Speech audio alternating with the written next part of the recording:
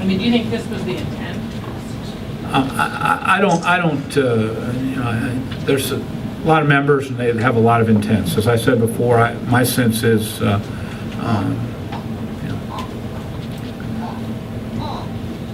that this type of demagoguery does a disservice to our constituents and the legislative process. I think that people are trying to make people fearful of things, and that is not helpful for a constructive legislative process.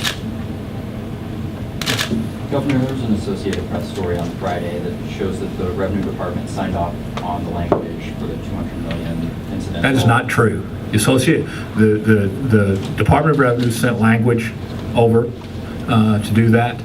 The fact that, and clearly it was not the intent of our Department of Revenue or me to put at peril what has been a well-used and important sales tax exemption in our state.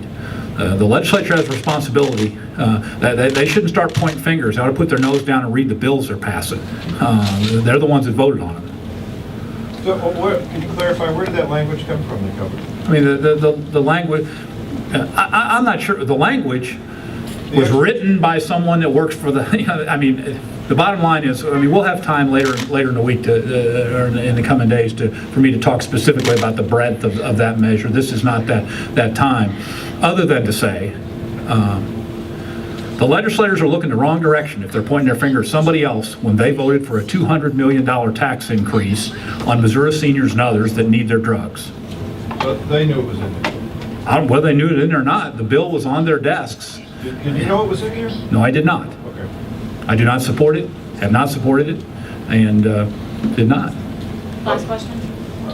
Yeah. Yeah, this bill, this particular bill is your first major, am I correct in saying this is the first major veto out of this session so far?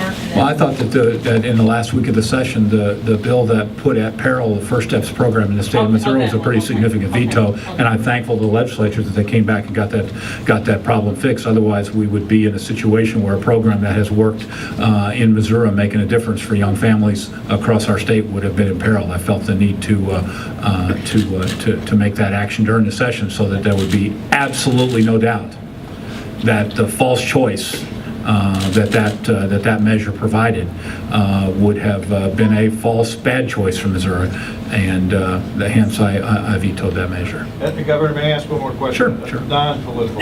With all the rising... None of this is political. I mean, the politics is over. I mean, well, it's not. I mean, it's... Oh, wait, one more half question, too. Is there anything else you're going to veto? You can give us a veto preview on. I so enjoy seeing you that I try to parcel out our loving interactions. It's one of the highlights of this job, is to be able to travel around and in front of a fine group of committed advocates get your proper, I should say. You got that one. Let me ask you this. With the floodwaters rising, are there any crucial points around the state's waterways where you're going to send in the National Guard to help build up the sandbags? We continue to watch the waters. I think that there are 3 or 4 areas where we continue to see challenges. The Mississippi River continues to rise, especially south downstream from here, where although the top gauge number at Cape is predicted to be about 8 inches lower than it was 24 hours ago, still very high. Could be the 3rd or 4th highest ever. The Ohio River Valley has maintained, while flooding, not as much as we saw when the Birds Point levee had to be blown up. So we expect that to be okay. But there is a lot of low land down there. I expect at least somewhere in the neighborhood of 100,000 acres in that southern section to be flooded and potentially damaged. And there are some areas down there, a community called Dutchtown, where we're working without the National Guard. We had the National Guard down there to build the original levees because of the original sandbag walls, but because of we didn't take them down. Some such as Clarksville, we didn't take down because we saw the longer term. So all we're having to do is to kind of freshen up some of those walls that we had built 4 or 5 weeks ago. I do not currently have any National Guard members called up. If they are necessary, we will call them up. We've been able to meet the needs that we've had through through work of local law enforcement and working as additional shifts through local law enforcement as well as our highway patrol. Although on Saturday when I had a chance to look at the tornado, I would also say that tornado line was much longer and more damaging than some thought.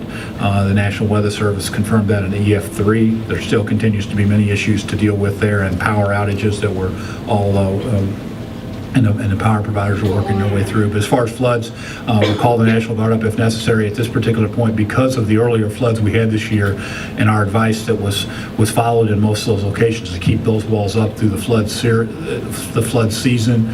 We have been protected. One of the places which is getting a lot of water is right there in Jefferson City for a lot of reasons.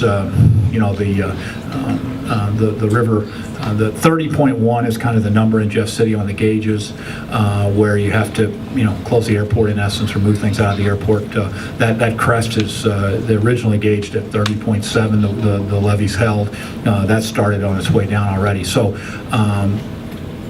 east of Jeff City, south of St. Louis, we still have potential for some more significant flooding because the water's rising there. I should also note we have had 3 fatalities because of drowning in the state of Missouri already because of this flood. I would recommend to all Missourians that they be very careful.